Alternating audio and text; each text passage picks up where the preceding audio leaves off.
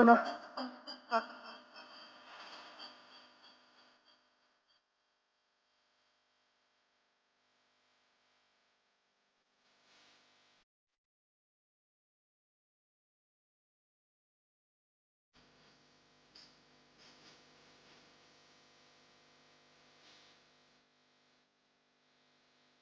Blah, blah, blah, blah, blah, blah, blah.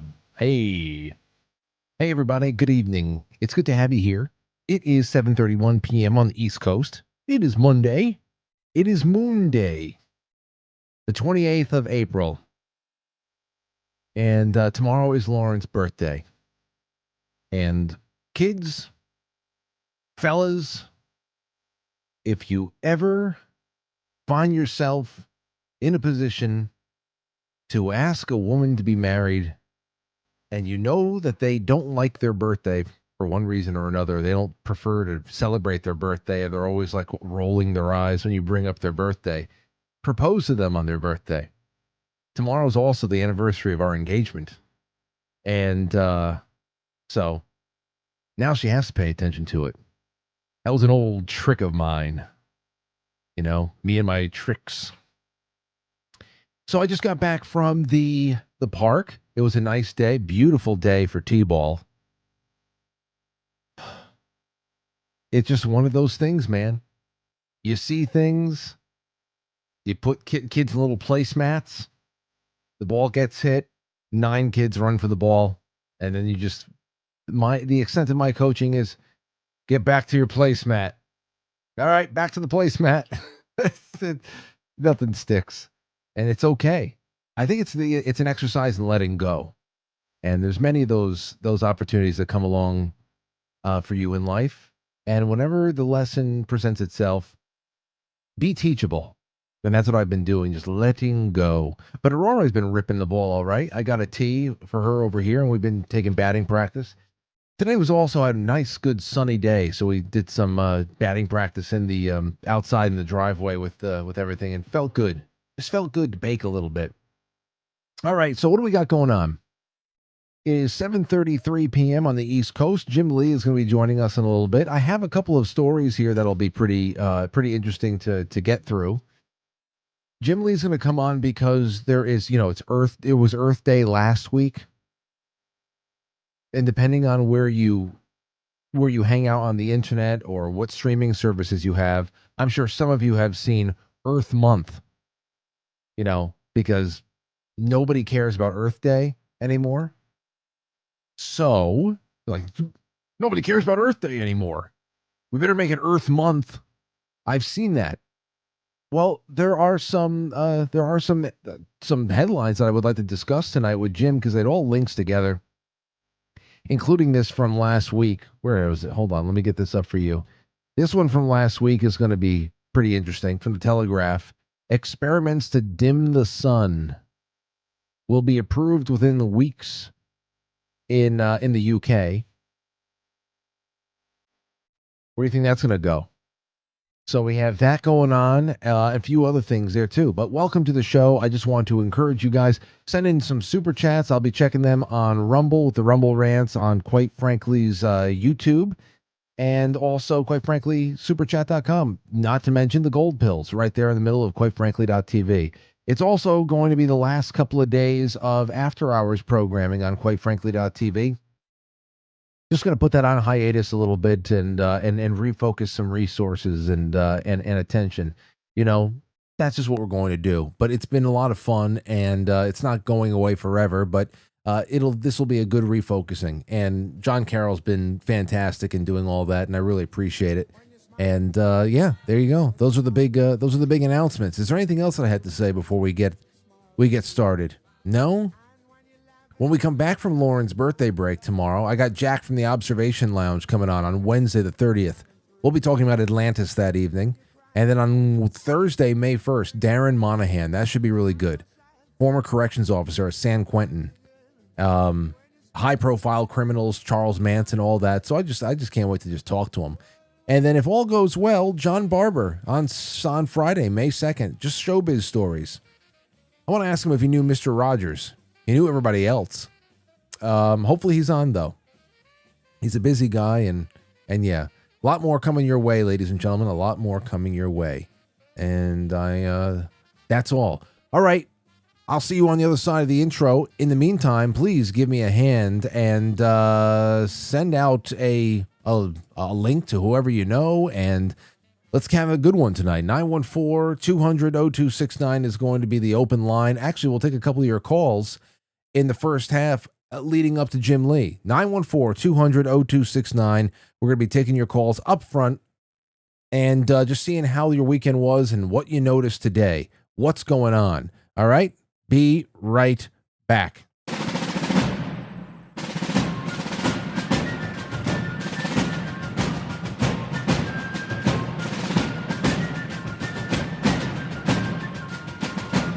You let one ant stand up to us, then they all might stand up. Those puny little ants outnumber us 100 to 1. And if they ever figure that out, there goes our way of life. It's not about food. It's about keeping those ants in line. That's why we're going back. Does anybody else want to stay? Let's go! Hit that jive jack, put it in pocket till I get back. I'm going downtown to see a man, and I ain't got time to shake your hand. Hit that jive jack, put it in pocket till I get back. All right, so we'll see what you guys have to say. And while you call in, let me put the number up there. Let's see, what is this? That's the open line, 914-200-0269. You call in right now, and we'll take you on the show. Help me fill the time before Jim Lee gets here. Here's another way we can fill the time. What the hell happened with this? Virginia Roberts is dead. Now, last time we heard from her, this happened over the weekend, of course. Last time we heard from her, she was in bad shape. We got that terrible bruised up picture of her that she posted on the internet. She had just gotten hit by a bus. And she was saying her goodbyes on social media. She said, let's see here. This was on April 1st. Makes you wonder what the hell was going on April 1st. Reported she was hit by a school bus and left in serious condition.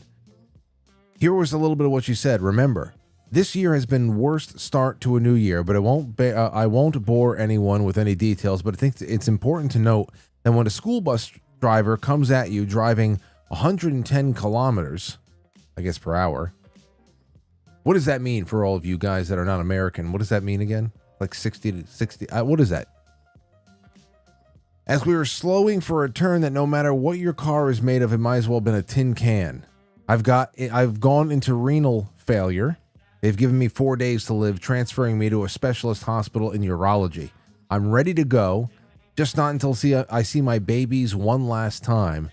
But you know what they say about wishes. Shit in one hand, wish in the other. And I guarantee it's still going to be shit at the end of the day. So, right off the bat, I would not be ready. All I need to do is see my babies and I'll be ready to go. No, I wouldn't be.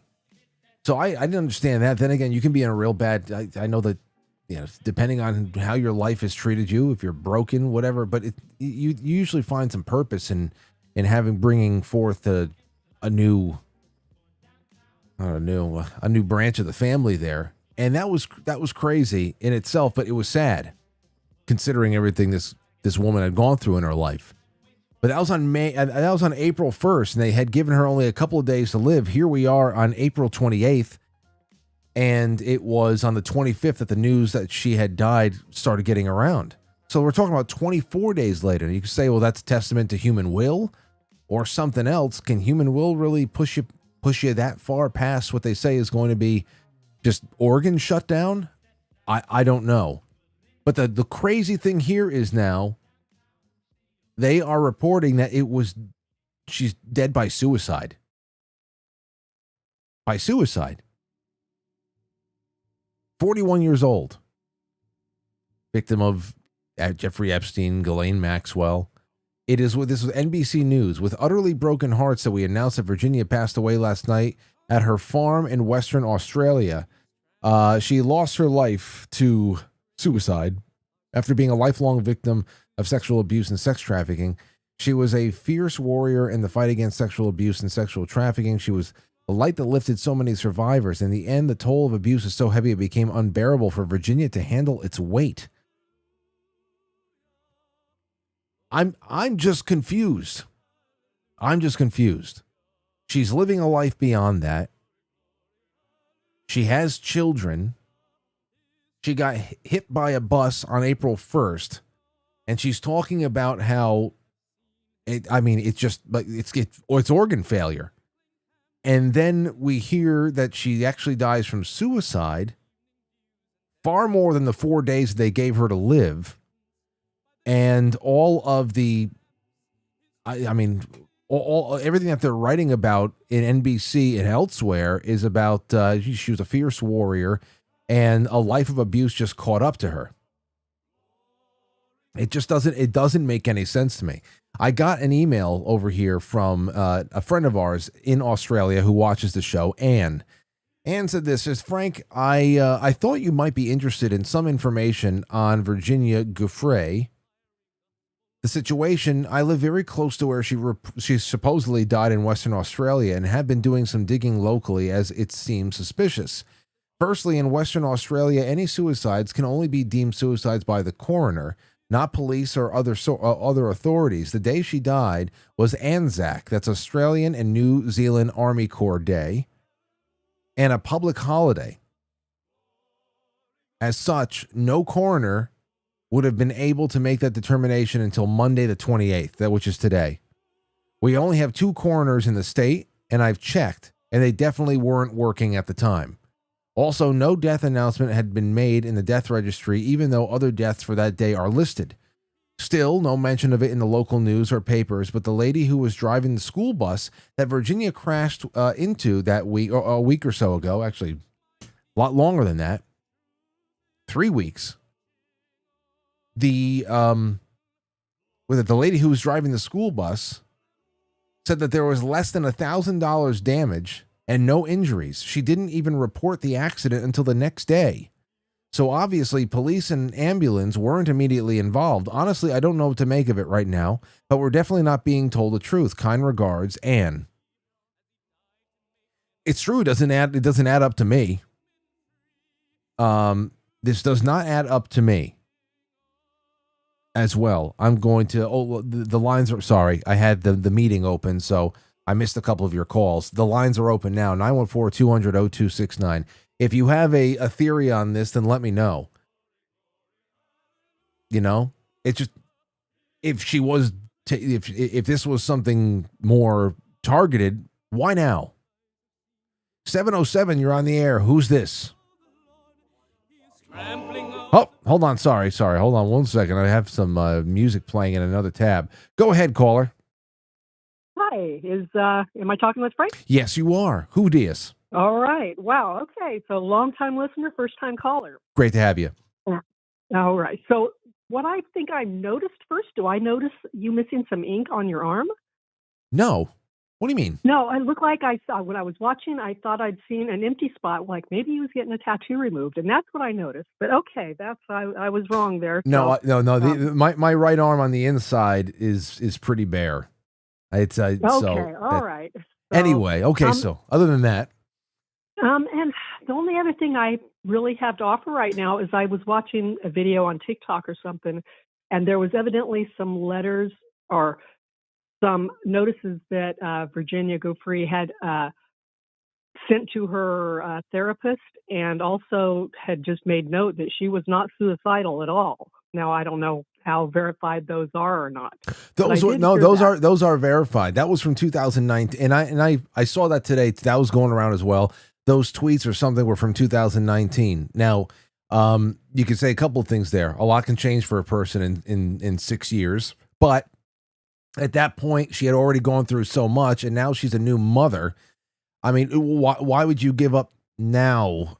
I don't believe in that. I don't believe that either. I still feel there's some foul play here or something that's just not right. Yeah, something's up, and and it just doesn't make any sense. So it's crazy. I agree with you 100%. And happy birthday to Lauren, and happy marriage proposal tomorrow as well. well, thank you for that, and thank you, because I probably would have forgotten to bring up the tweet from 2019. So thank you, and it was great hearing from you. All right, great. Thanks, Frank, and you have a wonderful day. Okay. You too. I hope it's the first of many calls I get from my friend. What was her name? I should have asked her name. Scott, is this Scott? Hello. Hello, Scott. Go ahead. Hey, it's actually Zach, and I'm in Detroit. Okay. With the Virginia robbers, I guarantee that leads back to Prince Andrews somehow. They don't want them knowing about that. But like, the thing that's been my most concern is all this geoengineering and them spraying the skies. They've ramped it up. And I've gotten to the point where I asked Grok, how do I fight this? And he's saying that you need to find your state senator, that you need to find key committee contacts like the House Committee of Natural Resources and Environment, Tourism, and file a complaint. And I don't know, Jim Lee's about to be on. It's like, I think the more exposure we can get about this, if they're finally talking about it in the news, like, it bothers me. I work outside. It affects like my work. What do you do? What do you do for work that affects you, or is it just something that's affecting you physically? I know a lot of people. Go ahead. I've mowed greens on golf courses my whole life, but I just switched to like spreading fertilizer, like residential, and it's like it's supposed to be sunny all week, and then like I get 2 days off of work because it's like downpouring, or I get fake snow here in Michigan, or just like crazy thunderstorms that come out of the blue. I don't know. It upsets me, like righteous anger, not like butt hurt. No, listen, it's okay. It's okay. You're right. Anger. If you were butt hurt, that's fine. But listen, I'm going to bring it up with Jim because it's interesting there too. Call your state senator, and you think about some of the overtures that like Florida had made, and even what's talking about right now, the story from last week about the UK and the sun dimming that they want to do. Yeah, they're finally bringing some attention to it. It's getting in the news, so let's let it not get out of the news cycle, and let's keep talking about it. And I just it's one thing to point it out, to follow the money, to see who's doing it, but we spend $5 billion a year in the national budget to do it. So it's like, okay, we don't have a choice in this. It affects everybody. There's graphene in it. It goes down into the land. It goes into the crops. It goes into the water, and it goes into our body. And then graphene can act like a magnet within our body, which they can activate through like signals like 5G. And I'm not trying to go down some conspiracy holes, just proven science. But like, we're at the point where we need solutions. We need to know who to contact, how to fight it, and bring public awareness to it, because we don't get a choice in any of this stuff. Yeah, no, I'm with you, and the big question I want to ask Jim Lee tonight, especially when it comes to the initiative of the UK, is all right. So the UK, you say it's a climate thing. Well, the UK is not its own planet. It's a little cluster. It's a little cluster of islands somewhere, in the North Atlantic. And if they're going to dim the sun, they're just dimming the sun for themselves? What do you? Well, we all know how the Matrix began. I know. Well, it's a good question, and we're not going to escape the topic tonight. So don't worry, it'll come up. All right, cool. I appreciate you, man. All right, have a good one, and keep you have to keep those. Keep the grass nice and cut. Chill. There's a lot of older men out there that want to just smoke a joint and play a couple of holes, and it needs to be cut. Nothing should stop this from happening. All right, here we go. 3, 2, 1, you're on the air. Go ahead. Hi, Frank. It's Patrick. Patrick has like the magic. He has like the magic phone. He always gets through. Go ahead, Patrick. I know, it's crazy. What is going on your end? I don't know. Hey, about Epstein, I think Epstein's still alive. But there's no way they were going to let him be killed in jail. If this is the biggest sting operation, maybe, and Trump's kind of heading the way, there's no way they're going to let him get killed. He might be just a fake psyop. for the deep state. So yeah, but keep. put 'em in But we talk. Okay, hold on. Okay, Patrick. For the sake of brevity, we're not talking about Epstein. We know to talk about Virginia Roberts, Giuffre. You can't. Related to her. I know because she might be in protective custody too right now, and they just kind of faked her death just to keep the deep state off her. That's my thing. That's all I'm saying. It all kind of goes together. I know that you can't separate the two. The thing for me is that this is not a name. This is not a name. Thanks for the call, because we're coming up on the top of the hour, and Jim's going to be on any second here. But it's not a name we just learned. In fact, most people who have been following this entire scandal and where it leads, this operation, Virginia Roberts is usually the first and only name people know. You know, it's just been out there for years. We've known her since she was Virginia Roberts. We've been able to, that she got married, she became a mom, several trials related to her story.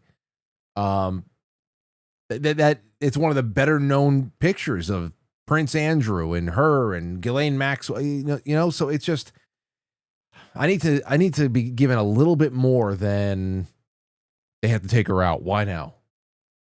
Why now when she's just trying to get on with life over there in Western Australia and be a mom? So let me know. Let me know that. Because, the Epstein being alive thing, and hey, I still think that they probably give Ghislaine Maxwell some time out every night. Something was done there. They have way too much on each of you, both. Let's see, King, go ahead. Yeah, I just called in to say one thing. It was, excuse me.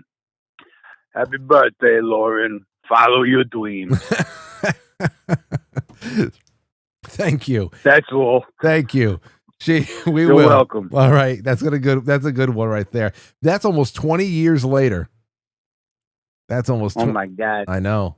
That's almost 20 years later. Let me go find that clip again. Thanks again, man. You're welcome. All right, there you go. Where the hell's that? Gosh. We were playing. I played that this morning during the coffee stream on YouTube. But there's more. What is this? Is this for real? Is this Mark Swan? All right. Oh, look here. I've got a question for Jim Lee when he gets on. Yeah. If they black out the sun, what's this mean for my ball tanning? First of all, Mark. Okay, I'll ask him. If they blot out the sun, what should you do? What should anybody do for ball and perineum tanning, right? Right. Like, should I use it like a UV lamp? I mean, I really got to know these things. You should probably go on Amazon, get yourself a small red light, a flashlight or something like that you can just shine on your nuts and your perineum. This is history made. This is the first time you've called in. It's not. It's actually the second time. When was the first? Oh, years ago. Well, I don't remember it, so it's definitely the first now. Yeah, it's probably been at least 5 years ago. Wow, at least 5. A lot more. Guys, this is Mark Swan. I hope this happens more often. How you feel? So, Mark, I know we were talking not too long ago. You're doing well? Yeah, I'm doing well. Good. Very nice. Very nice. So, I'm glad Lauren's going to have a birthday tomorrow. And she knows I love her very much. And whenever she finally decides to get rid of you and everything, and I'll be waiting. All right, you son of a bitch. I'll talk to you later. All right. All right, there you go. So there you go. Now Lauren knows she has some options. All right. Well, that's Mark Swan making the supposed second call of his life onto this show. So you guys just listen, slather yourself up with like some sort of an oil, and then use red light. If the sun is dimmed and you're big into perineum tanning, or if you're trying to boost your testosterone with a little sunning of the balls, which it does. Apparently it does boost testosterone a little bit. Then you just don't do it in the UK. They want to make sure that all of the ball sunning in the UK comes to a close and quickly. Let's talk about that in just for a second here. Oh, actually, no. Let's get to the super chats real quick. Jay Britt says, quite frankly, superchat.com.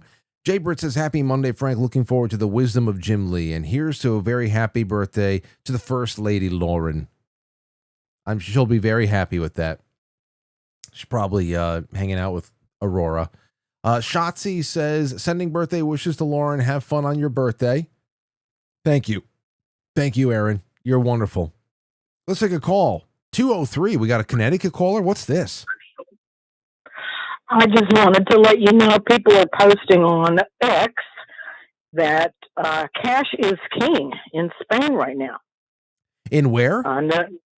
Spain, where they're having the power outages. Oh, yes. Oh, yeah. We have to talk about that. So I just wanted to let you know, if you don't have cash in Spain right now, you're out of luck. Can't buy food, can't transportation. Everything is not, they just want cash. At cash, anything that you can barter with. Here, you know what? Thank you for the call. Well, you don't have to tell me where you are, but it's very, I know that 203 area code very well. We're next door neighbors. No, I'm up in Daleberry. But anyway, I'm looking forward to hearing Jim Lee, and have a good evening. Okay. Well, thank you so much. Yeah, 6 days. Here you have it. First of all, there's a few things going on here.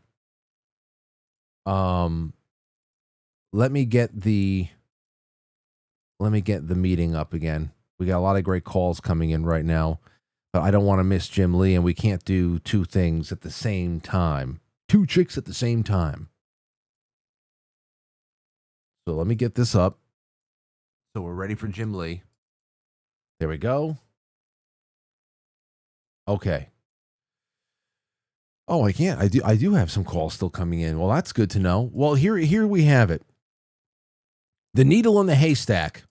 You remember when Jim came on not too long ago and he was talking about the haystack? That's what he was concentrating on.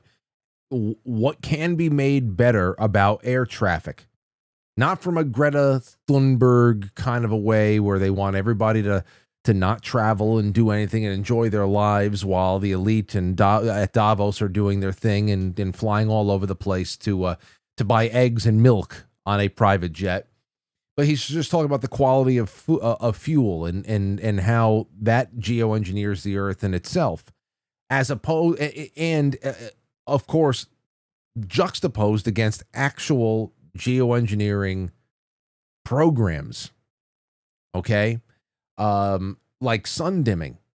So we were talking about the haystack a couple of weeks ago when Florida was passing their anti-geoengineering things down there in the state. And now we have this, the needle. This is one of those bona fide needle-worthy stories that we have coming out of the UK. Experiments to dim the sun will be approved within weeks. This was on the 22nd. Outdoor field trials, which could include injecting aerosols into the atmosphere or brightening clouds to reflect sunshine, are being considered by scientists as a way to prevent runaway climate change. Professor Mark Symes, program director for ARIA, that's Advanced Research and Invention Agency, small controlled outdoor experiments on particular approaches. We will be announcing who we have given funding to in a few weeks, and when we do so, we will be making clear when any outdoor experiments might be taking place. Outdoor experiments to dim the sun. Now, on top of that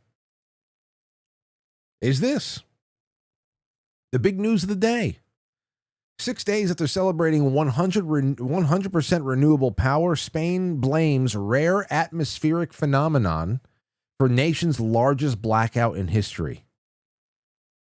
Spain's national grid operated entirely on renewable energy for the first time during a weekday. That's what's happening today. Oh, that's what they were celebrating last week. The entire grid operated entirely on renewable energy. And then at 12:35 local time today, the lights went out across Spain and Portugal and parts of France. Airports and subways shut down. Communication networks hit. No official cause confirmed yet. And chaos unfolds. So none of this should be this is what Michael Schellenberger writes, that this hasn't just a Spanish blackout, but it shook the entire European grid. None of this should have been a surprise. The grid became faster, lighter, and far more sensitive to disruptions. Political leaders promised that renewable energy would provide stable, affordable power in practice. And despite all these warnings, political and regulatory agency in Europe remain focused on accelerating renewable deployment, not upgrading the grid's basic stability. So coal plants closed, nuclear units were retired, and this is what we had. The system was being pushed to the limit. So whereas they say this was not a technical failure, but a political and strategic failure, the real question is, how the hell did this start? And that's where we start coming into rare atmospheric phenomenon, specifically extreme temperature variations in Spanish electricity grid. So, how much of that, what do you do with this? What do you do with something like that? These oscillations cause synchronization failures between the electrical systems, leading to successive disturbances across the interconnected European network. Well, my, oh my. We often talk about EMPs. We've talked about the EMP subject with Jim Lee quite a few times over the years. And that was something in and of itself. And the fact that, that's serious.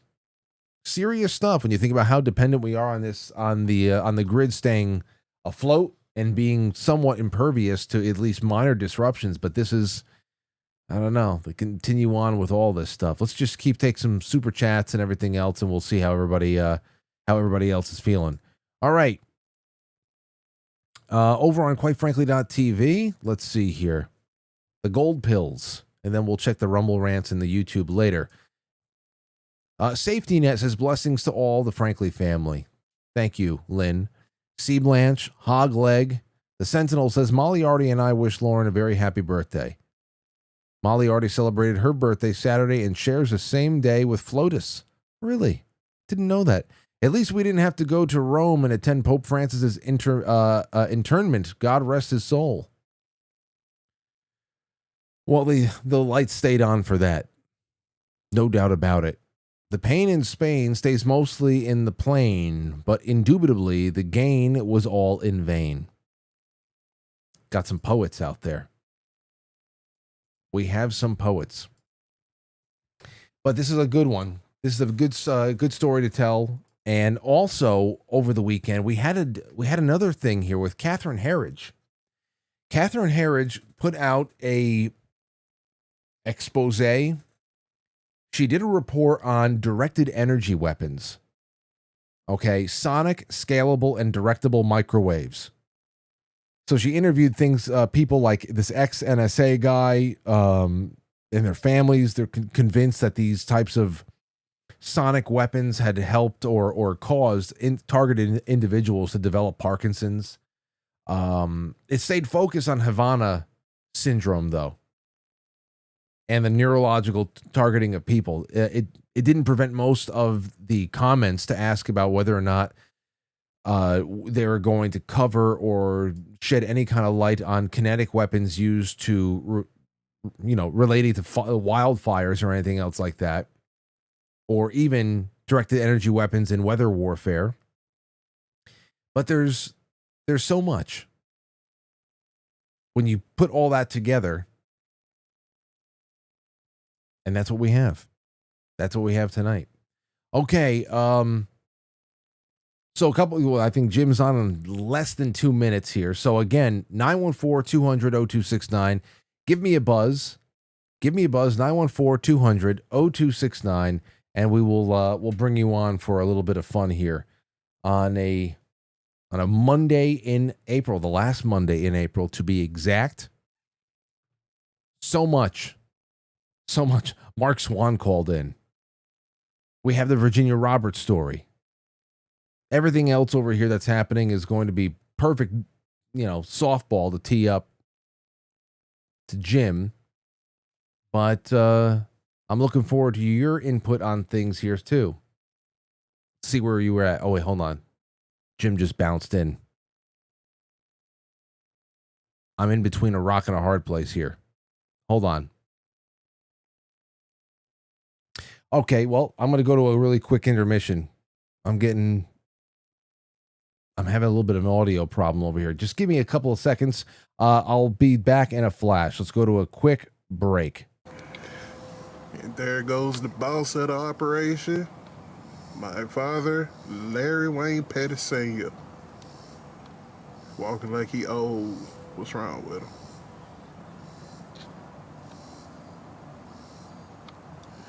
You're on camera. Say something. Last night and night before, there was 3 women walking down the street that way. I saw them. I said, hey, you 3 women, why are y'all walking down the street that way? There's nothing down there. And they flew away. I saw them with some birds.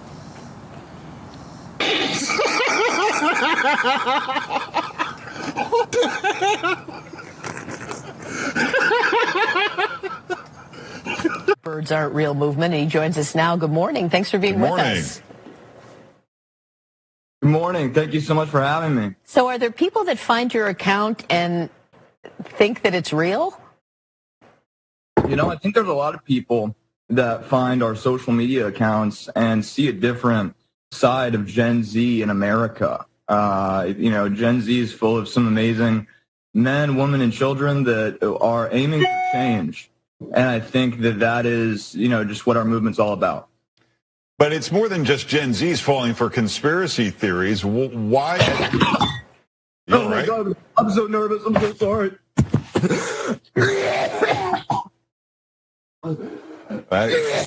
Well, we hope you're okay. Why don't we give you some time to collect yourself? If you need help, let us know in the control room there, and we'll get back to you.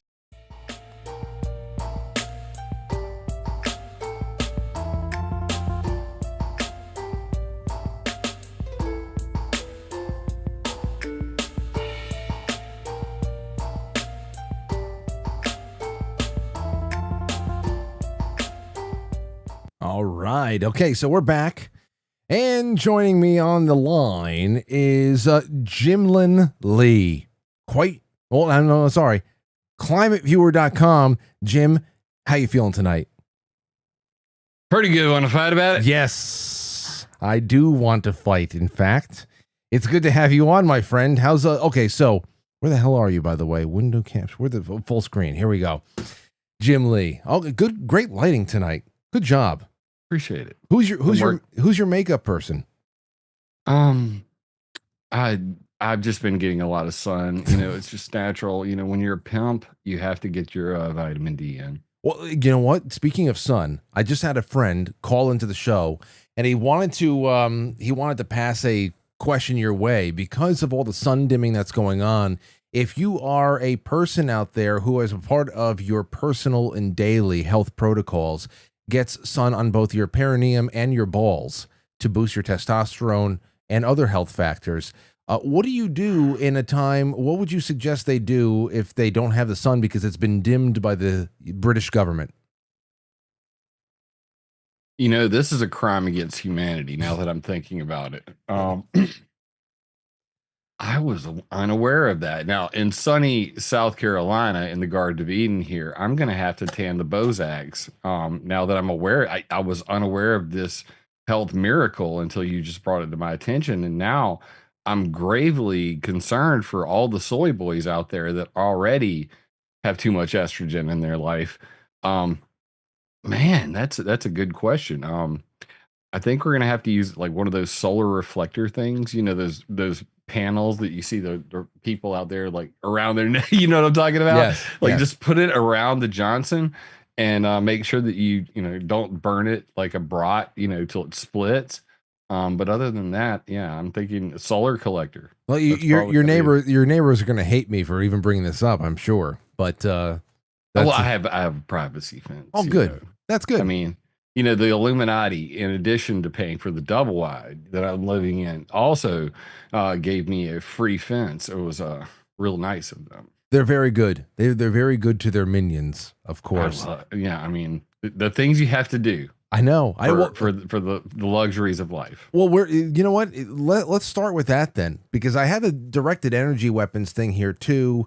Of course, that always leads us to questions about weather warfare as well, because even if it's just Michio Kaku going on and doing some, almost like it's like limited hangout stuff on CBS News years ago, talking about how they're using lasers to be able to seed clouds at that point, or they're testing it. They haven't had any success yet, but Catherine Herridge was doing a little bit on this, mostly on Havana syndrome. They didn't talk about anything kinetic, but I know that you saw it. I passed it your way. What do you think about that, real quick, before we get into what the British government's doing? So, for those who follow me on YouTube at Climate Viewer, just go to connect.climateviewer.com. You can find your way there. I covered this like the day the story broke, and while the Biden administration was still lying, the CIA was basically saying, "Oh no, this is crickets. People are hearing a native cricket." And in real time, first video, I'm like, "No, this is signals, and it more than likely is signals intelligence frying people." And the reason I said that is because those who don't know the history of this, you go back to the Moscow signal. And this was in the early 80s during the Cold War, where they had this thing called the Thing. If you look it up, type in NSA and then in quotations, write the Thing, and you'll hear about this hollow body, hollow cavity resonator. Anyway, it's this big metal thing, kind of looks like something, you might, one of them things. And they could shoot microwaves at it, and that would actually power it on and turn it into a microphone that then resonated out a signal that could be heard somewhere else. So they could listen in on an ambassador, from a distance. So the term Havana syndrome comes from Havana, Cuba, where at our U.S. embassy, they were, people were getting lightheaded, they were feeling dizzy, they were having all these ill effects, and they were, hearing sounds and all that stuff. That is called a microwave auditory effect. The government tried to pass it off as if, no, they're just hearing crickets. And I'm like, look, dude, we already know the history of the Moscow signal. This didn't just happen in Cuba, it also happened in China. When you put all this together, there's two different distinct flavors of this. One is signals intelligence gathering via microwaves, where they're shooting them into the embassy and then collecting data as it reflects out. One of those is also known as a tempest attack. That's where you actually, if this webcam I have right now, if it's not even plugged in, I can actually hit it with microwaves, and that will power your webcam on, and the wire itself will give off a signal, which I can then listen to from a distance. That's called Van Eck freaking or tempest attacks. So being able to gather signals intelligence from a distance with microwave energy is a thing. People get in the way, they get hurt. Then there's people cookers, which are intentionally designed directed energy weapons to fry your brain, to stop your heart, all of this stuff, to maim, to burn. There are all these other types of directed energy weapons, but right 98.9% of the time, I called it on the very first video. I did a follow-up video and then a third video. And then when 60 Minutes was covering this recently, they actually gave me a trademark violation in the middle of my live stream, because I was playing it and reacting as I was going. So yeah, there's a long history to this. This is not, a drill. This is not fake. The reason why we're at the place where we're at, they passed the Havana Act. They said, okay, yeah, we have enough evidence. We have CIA officers and other government officials who've been harmed. We're going to pass this Havana Act to pay people who've been harmed. But as far as I know, I have not found any evidence that anybody's been paid. And the reason why is because if we admit that these people have been harmed by directed energy weapons, that means foreign adversaries have them. The next logical question is, hey, CIA, do you have these type of weapons? And because of, national security concerns, they don't want to make this public. Even in a skiff, they don't want to talk about this. So, yeah, this is one of those subjects that will continue to have to be covered to death until somebody finally cracks and admits. And then we finally get to see on camera somebody holding up a dang people cooker. I can't wait to see that day. To shift this into other DEW conspiracy theory areas, but when it comes to wildfires and stuff, what you're talking about here with being able to target individuals or small groups or massive crowds, if you're talking about just basic active denial or something else, that the people that Catherine Herridge were interviewing, they were talking about, they were suffering from really, really advanced stages of dementia. These are somewhat young people who should be enjoying retirement with their family, but are really just disabled, and they believe that this was caused by their exposure to these technologies. On the flip side, it makes me feel like the satellite images we see of Canada just above the border with the U.S.,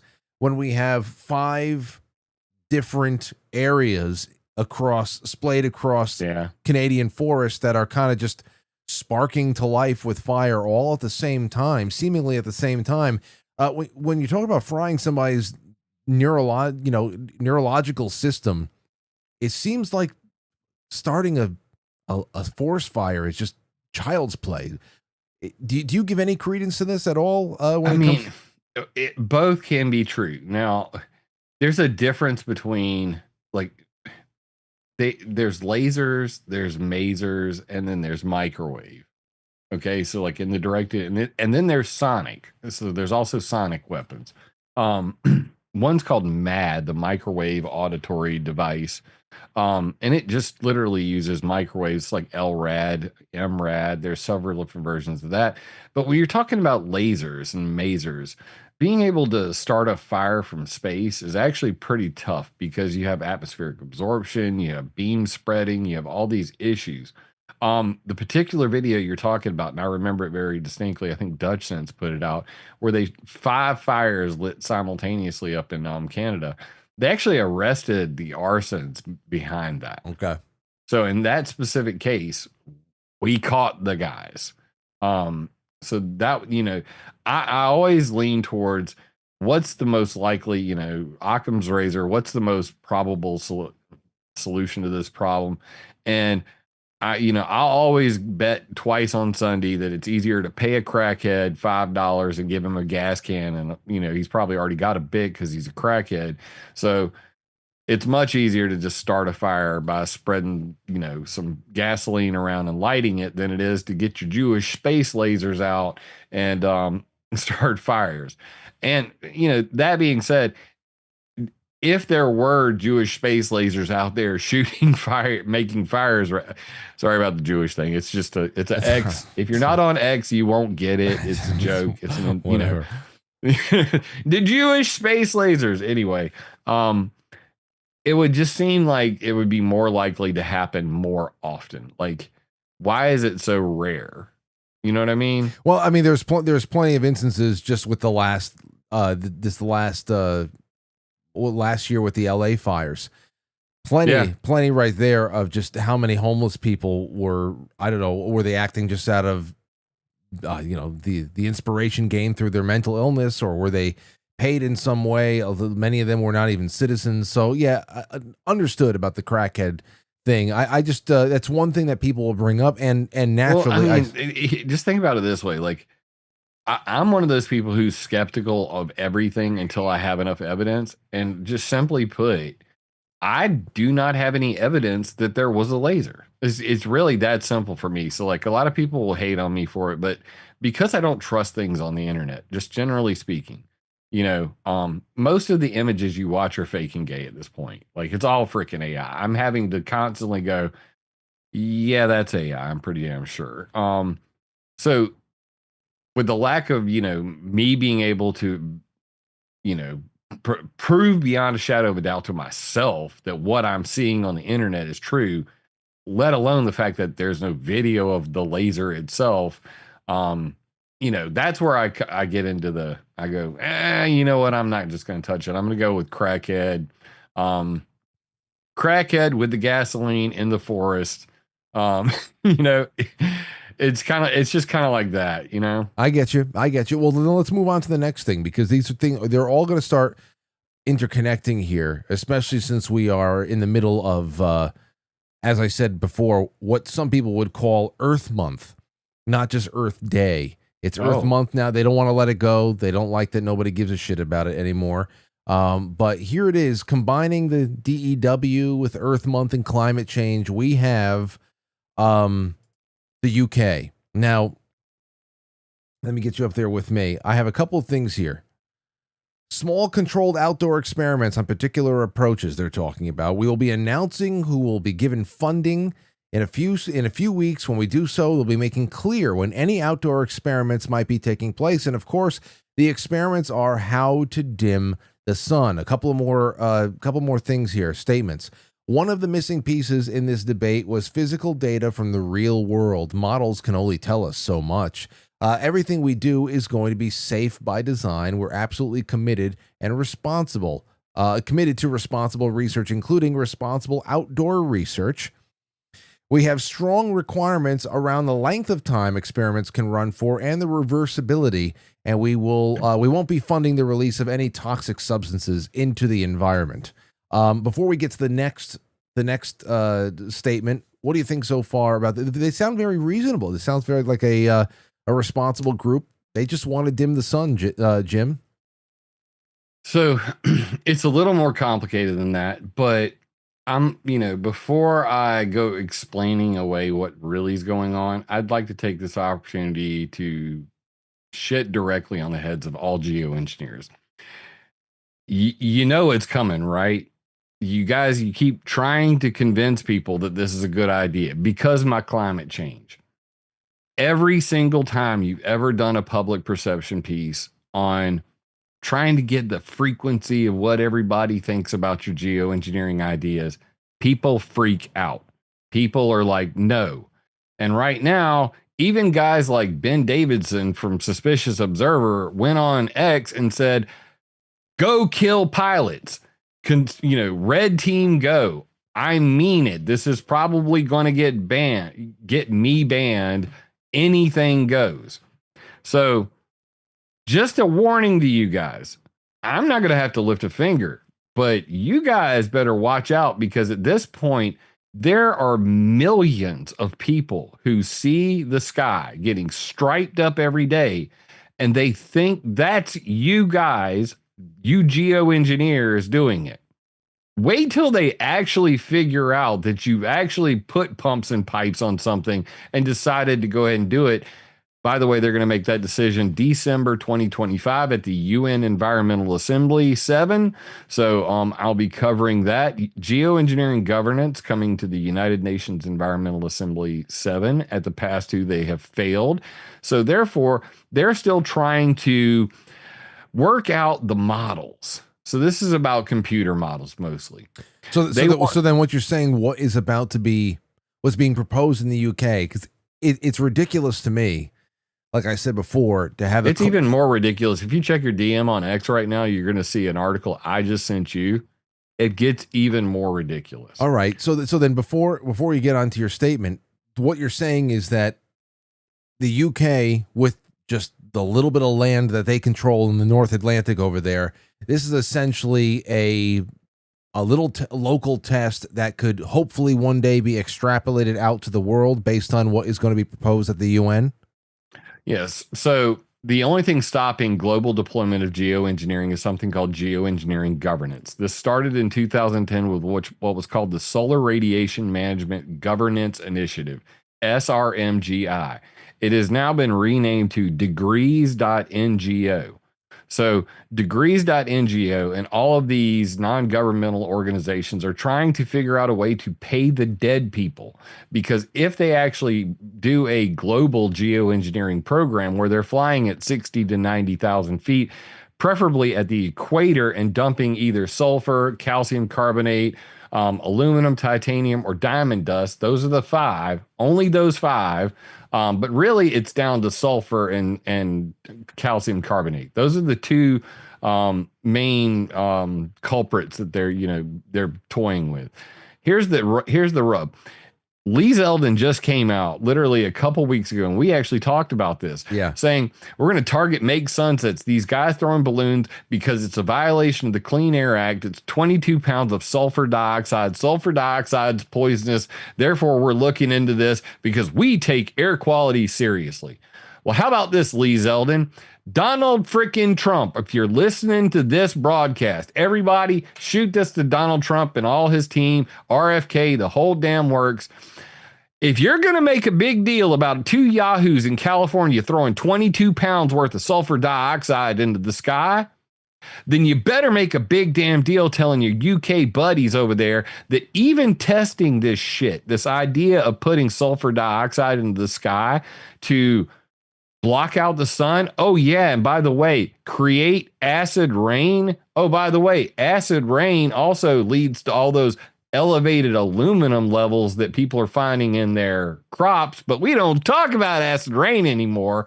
So at the end of the day, what they're actually talking about is this thing called GeoMIP, the Geoengineering Model Intercomparison Project. GeoMIP has all these different computer models where they run, war games to figure out what the future of a geoengineered world will look like. Think IPCC climate modeling, but now we're going to go and screw with the weather on a global scale and how many dead people. One guy, Jack Stiglo, actually wrote about it, and he said they actually were joking about coming up with a death per watts per meter squared, figure to figure out how many watts of solar energy can they block and how many deaths per watts per meter squared that would end up being.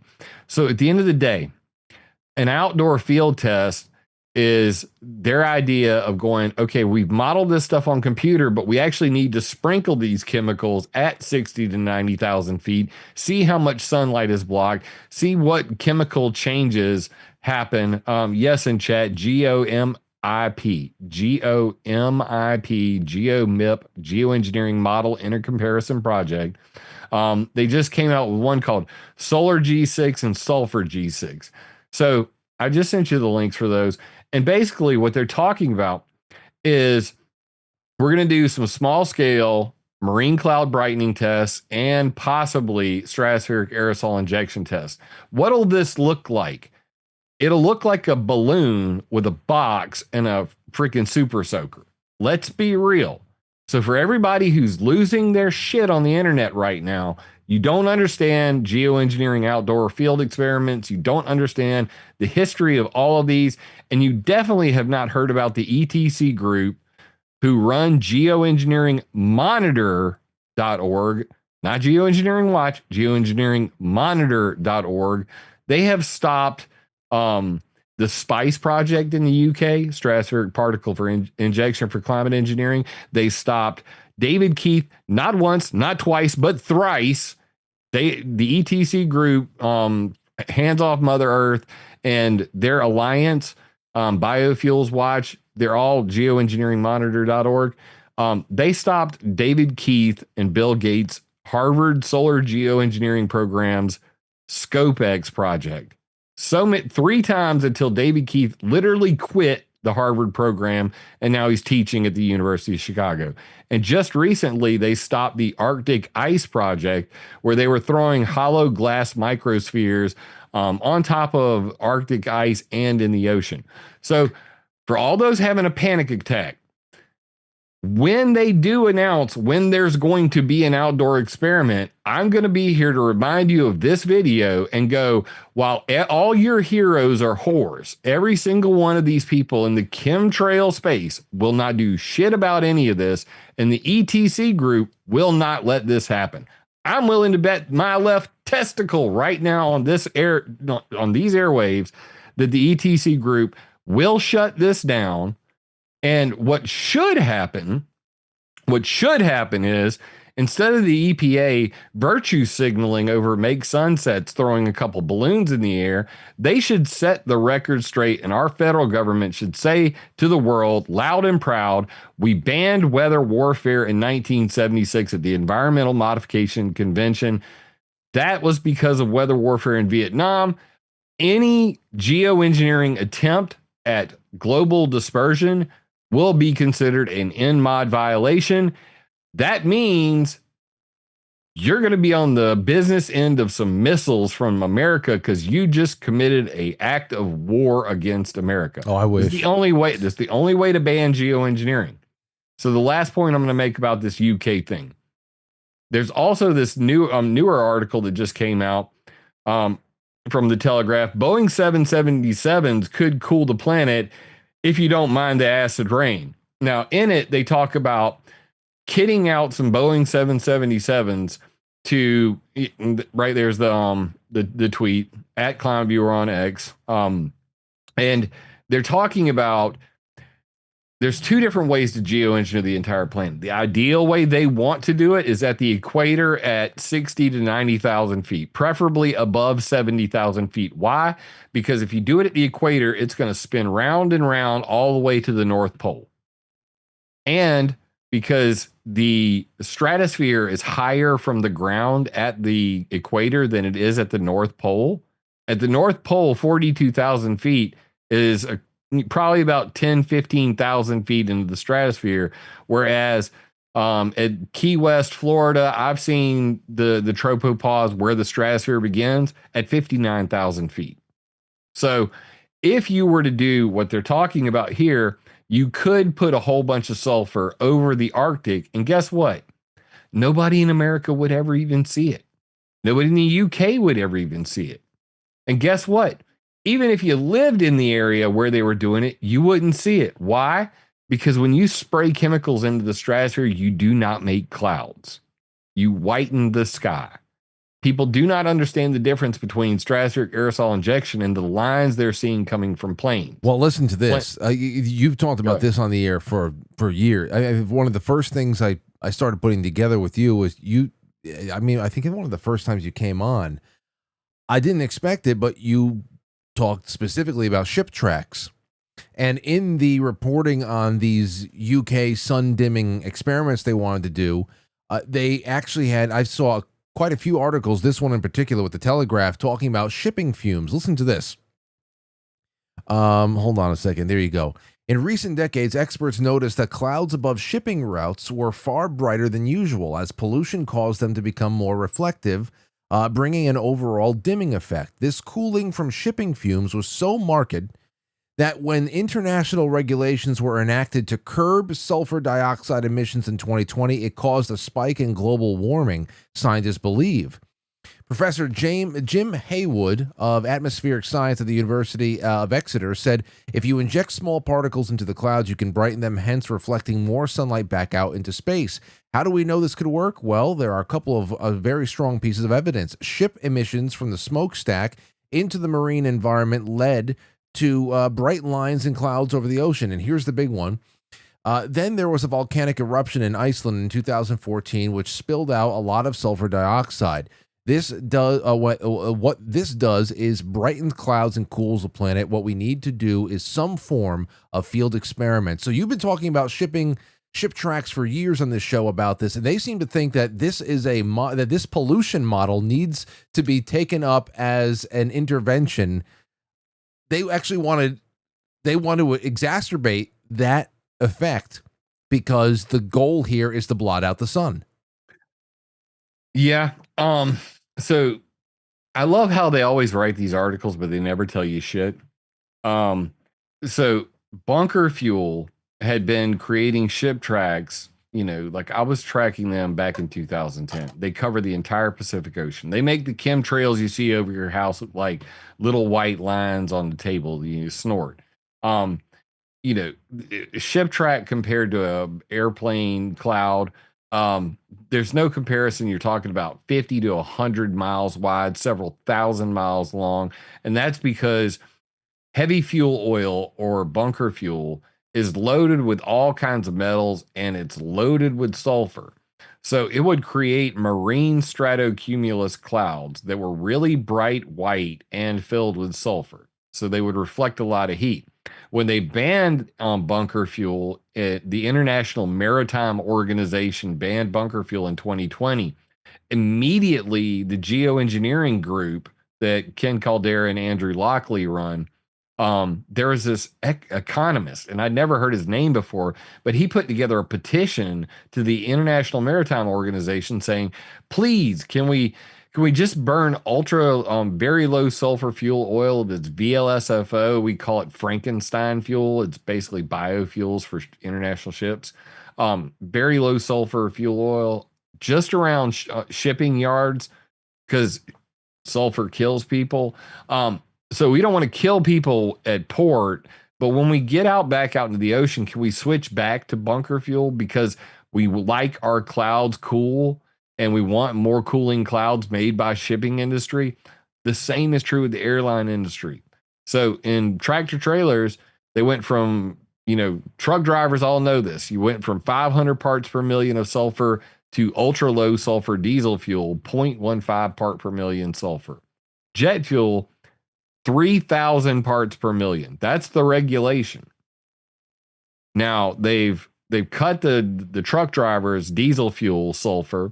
They've cut the heavy fuel oil from shipping. They've cut their sulfur emissions because it kills people. And the geoengineers are like, but my chemtrails, we want our ship tracks back. So that's what the idea of marine cloud brightening is. It's literally sucking sea salt and then spraying it up into clouds, and the salt will hopefully make the clouds whiter.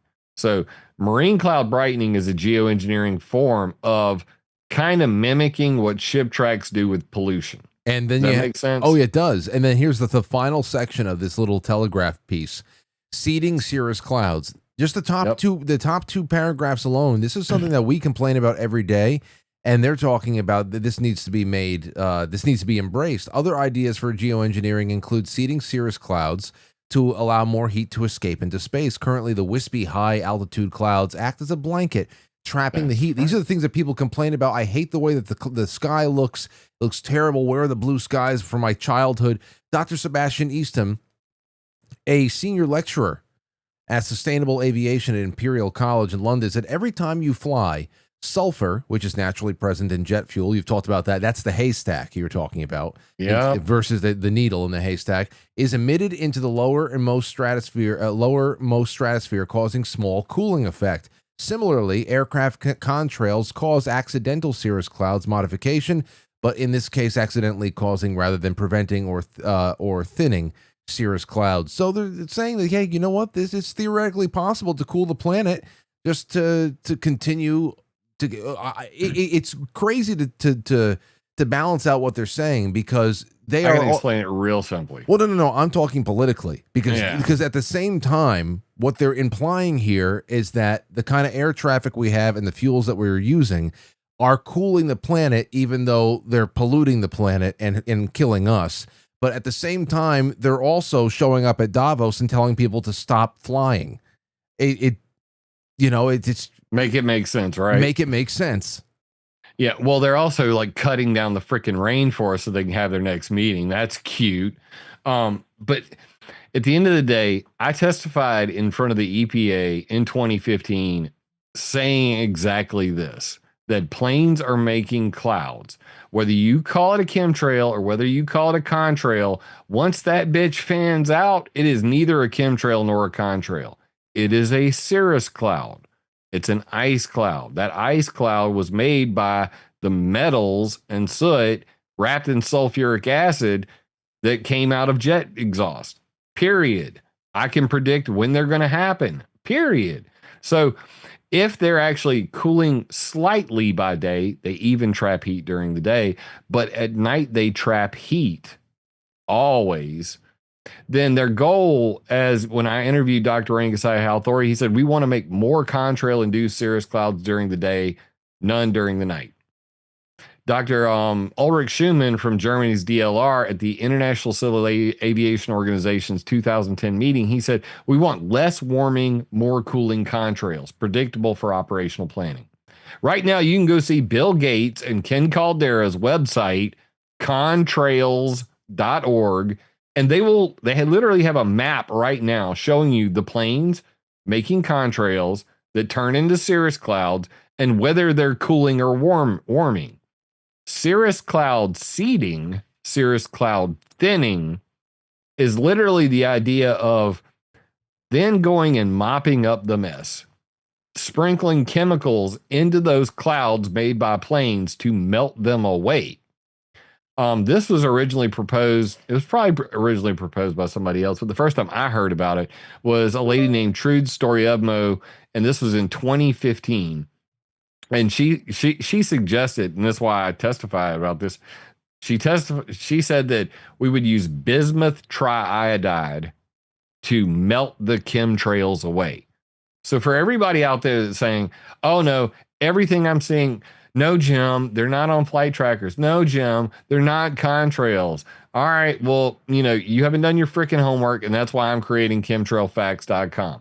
Pretty soon, the whole world's going to be eating crow because I've been saying this shit for 20 years. I'm always right about it. Their goal is to take control, just like with the ship tracks. We just talked about pollution good if it cools the planet, right? Doesn't matter if it kills people, but if it cools the planet, they love it. Yeah. The same is true with the airline industry. If they can make clouds that cool even slightly, then the airline industry doesn't have to worry about paying their carbon taxes. They can get carbon credits. They can get carbon offsets. So by making cooling contrails and melting away with cirrus cloud thinning, a geoengineering technology, if they can melt them chemtrails away at night, then they can claim we're part of the solution. Yeah. Well, that's the shady truth. Yeah, it is, and I guess we'll have to see where it all goes next, because at this point, just from even myself, I don't really understand the science of it, and there's a lot of stances that people take, and either that are in agreement with you or not on the same page as you. It doesn't even matter. What would be funny is I could come on and I control everybody on your show right now. We could do this we could plan a week where I come on and I literally do 5 to 10 minutes tops. And I'll tell you everybody in the USA where you're going to have chemtrails and where you're not going to have them tomorrow. And then we'll check the next day, because guess what? This ain't rocket science, bruh. It doesn't have to be. You can do that. If that's not trolling. That would be pretty interesting. We can definitely do that stuff. But what I was saying is that for just the average news consumer, the narratives are not. They're making less and less sense. Making less. When you read this, you're hearing scientists essentially advocate for the utility of having robust air traffic helping save the planet. Meanwhile, people are being told to travel less, use airplane travel more wisely, and all that. It's a very strange thing. Now, here, last thing, because we only have a couple minutes left. Going into Spain, you and I, we've and a number of other guests as well. We've talked about EMPs. We've talked about our technological reliances and all that other stuff. When it comes to this 100% renewable power celebration, there are 6 days where 6 days ago, Spain said, hey, we ran the entire country for one day on 100% renewable power. And now it is because of rare atmospheric phenomenon, the country has now been experiencing the largest blackout that has crossed international barriers into France and other places, Portugal.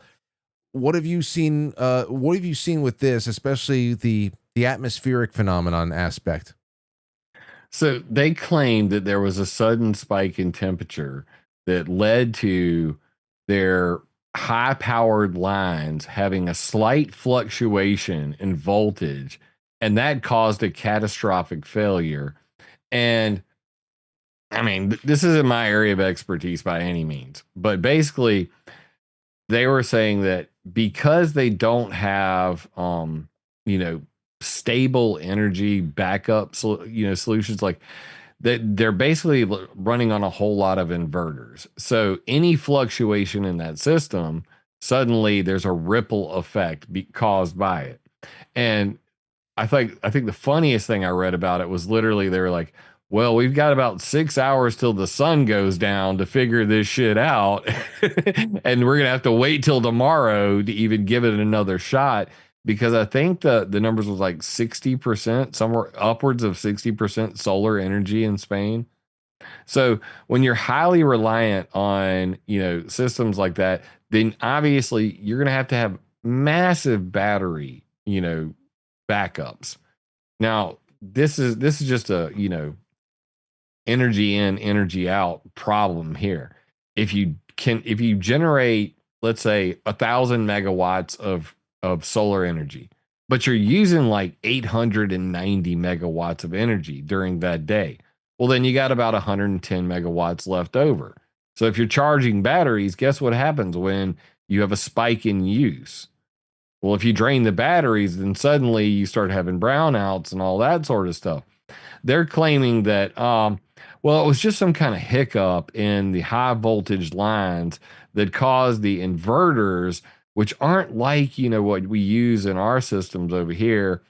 And I don't totally understand it. You know what I mean? I'm not an electrician. Shit, I can change a wall socket and a light and all that. But, I'm a DC guy. I always did car stereo, never did much with homes. Except for the trailers, we would go fix things in the trailer. I've put in a fucking circuit breaker one time. That's the extent of my electrical background. Classic. But the funny thing that killed me about this is, like, should we stop calling this green energy and start calling it black energy? It's not because it's like blackout energy. I mean, really, it doesn't seem like it works not long at all, and it certainly doesn't. I mean, you can call it green just because it takes so much money to keep afloat. That's true. I mean, that's the only thing that I think about here when you talk about green energy. It's just so incredibly expensive that's the only kind of ironic tie-in that I can see from here. But we'll, as far as where it all goes from here, I don't know. I just thought that this convergence of the headlines, especially last week, because with the sun dimming. When you were on the show last a couple of weeks ago, or whenever the hell it was, I said, all right, well, that's cool. We had a little bit of a haystack kind of an argument. And now here comes the needles, in the UK. And now that you put something else on our schedule, we can pay attention to what happens this December when that UN meeting comes around. But Jim, let everybody know where to find you and when you're going to be live next and all that good stuff, because we're about to wrap up over here. Yeah, all of my things, my 3 websites, my Substack, Telegram, my YouTube, Rumble, my X account, all that stuff, you can find it at connect.climateviewer.com. That's kind of like my link tree. Connect, like connect the dots, connect.climateviewer.com. I'm kind of in a holding pattern right now I'm not even taking phone calls right now. Only for, the Franklies would I even take a break and do this right now, because I'm busy building chemtrailfacts.com. And we're going to lay out the entire history of chemtrails from the first person to ever use the word to today, every type of aerial spraying there is, how to predict when your skies are going to be covered in clouds, all on one site. It'll be very similar to what I did with weathermodificationhistory.com. No one has ever debunked a single line, not a single sentence on weathermodificationhistory.com. I'm about to make chemtrailfacts.com because I'm tired of arguing with people who don't understand all this stuff. So if you'd like to support my work, I'm working my both of my testicles off for you guys for free. And anybody who supports me, you're doing it. You're doing the world a favor. You're definitely doing my family a favor. And God bless you for doing it. And God bless Jesus Christ, who has saved my life and made it possible for me to do this and blessed me with the ability to do this. And God bless Mr. Frankly himself for having one of the best shows on the internet and always allowing me to let my hair down, even though it never does go down. It only goes up. Yeah, well, that was me too. When I had hair, I'm losing it real fast, bro. I always wanted it. I talked about this the other day. I said I always wanted, especially when we were really playing out with the band in high school and college. I always wanted to be able to just headbang and have the hair move. It wasn't going to happen. My hair just Southern Italian curls and whatever. I can't grow a beard, so I walk by these burly men and I get severe beard envy because I have too much Native American in me. And I always thought that we were Apache Choctaw until my mom became a Mormon. I used to make the joke I'm Apache because I have Apache here and Apache there. It won't grow in. But it turns out we're Pawnee and Choctaw on my mother's side. So yeah, I can't grow a beard, and yeah, I'm getting older and it's like my hair's thinning and all that stuff. Growing old sucks, but hey, I'm getting in better shape. So like pretty soon I'm going to be a sexy bitch. I'm, onlyfeet.com, I'm going to go there. Gonna do that thing, man. You're going to sell feet pictures? Yeah, man. My toes are sexy, dude. Oh, they turn me on. Let's get out of here. Goodbye. Have a good night. Thank you. ClimateViewer.com. I love Jim Lee. Have a good one, Jim. Love you, brother. All right, there you go. Nothing like a little vomit at the end of that. Ugh. Support the climate. All right. Well, listen. It's 8:53. Give me a call. 914-200-0269. 914-200-0269. You can just give me a buzz. We have 7 minutes left, so I'd love to get to you all. Ann69 over on Rumble. That's our sole Rumble ranter out of all those people.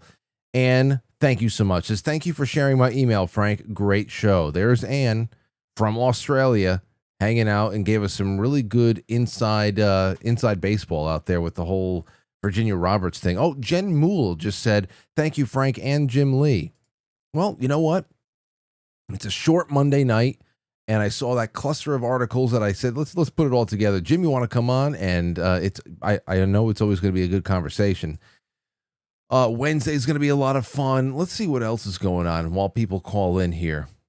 Let's sit here. Grand total of just 121,000 federal workers have been fired in 3 months. Yeah, no, it's not a lot. They got to go. Need more.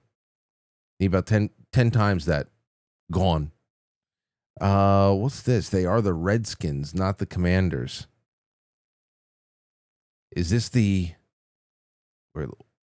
What is it? This is the Donald Trump?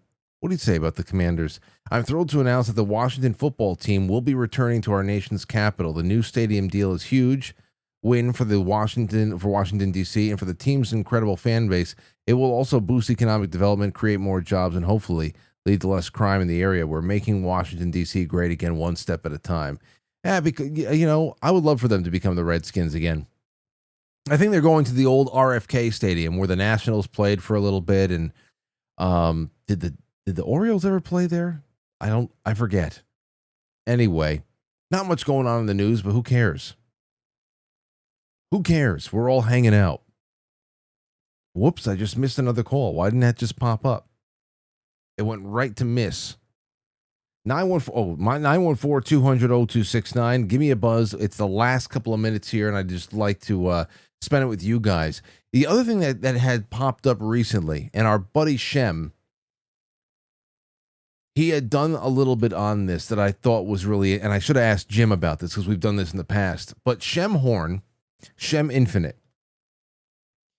put this out there about internet tar pits, a long thread on why I'm not posting on X right now.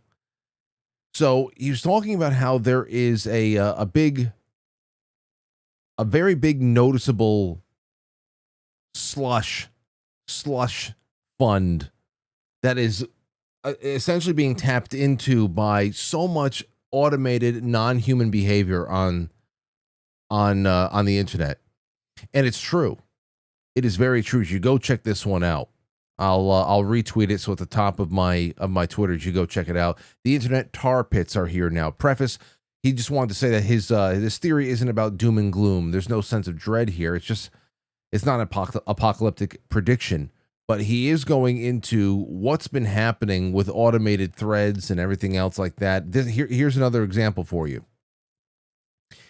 Recently, I think it was a COD secretary. Remember when ads were name brands and now it's just scams or fake games? The internet is devolving. What are they talking about? There's a large group, according to this guy Pilgrim over here. This was back on April 18th. There's a large group of accounts on X whose only posts are recreated viral quote tweets that they set up in group chats with each other in order to farm ad revenue. And we know this. And we know it's getting worse and worse.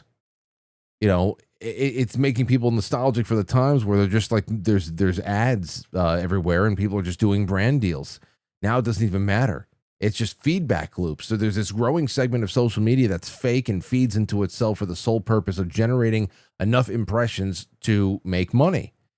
And not only that, but Twitter recently started doing, I don't know if you guys noticed this.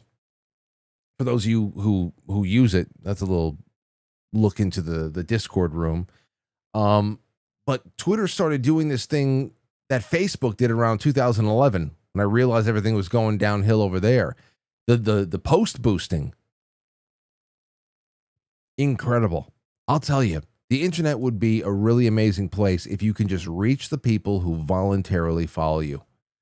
You can't do it. You think that there would be enough incentive to have people become successful for putting something out consistently and at high enough value that they attract people to their projects.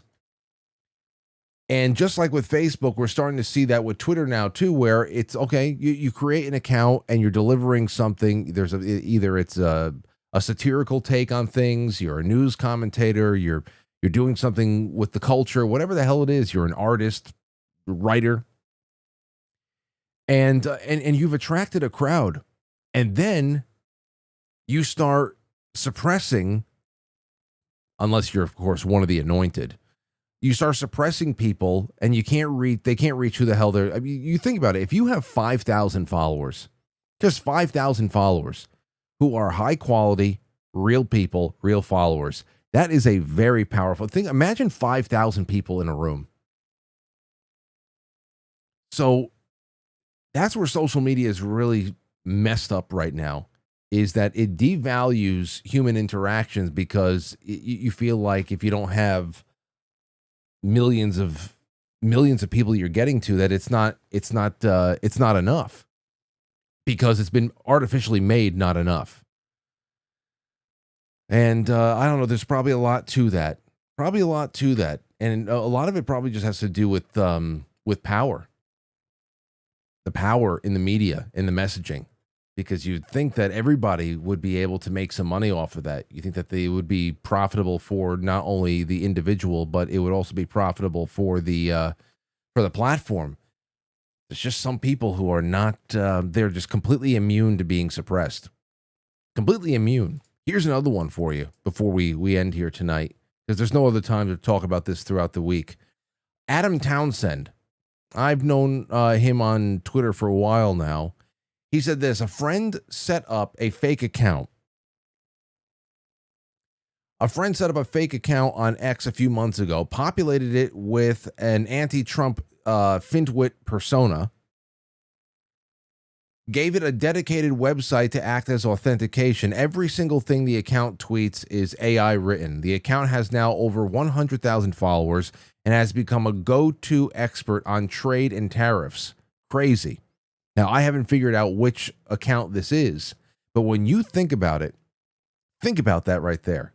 I wonder if he's going to be able to tell people, which account it is. Probably so much is being made. Probably so much is being made right now. It's just incredible. A fake account, anti-Trump, an anti-Trump midwit persona, all AI, 100,000 followers, and you know how many of the followers are AI themselves, and then it's just a sea of robots talking to each other. And there's an economy. There is a newfangled economy that is attached to all that stuff. It's something to consider. Something to consider, no doubt. Okay, that's it for tonight. Thank you so much, ladies and gentlemen. I don't know. Maybe there'll be a coffee stream tomorrow. Maybe not. But no show at 7:00 tomorrow night. But I will be back on Wednesday night. It'll be a good time with Jack from the Observation Lounge. We'll be talking Atlantis, taking some calls, and then kicking off the rest of the week. I appreciate you all. Thank you so much for the company, and for those of you who sent super chats, that was very nice. It really helps out. Really helps out. And I'll talk to you guys shortly. Good night. Thank you. And bye-bye. I'll catch you on the flip side. Will you shut up? No.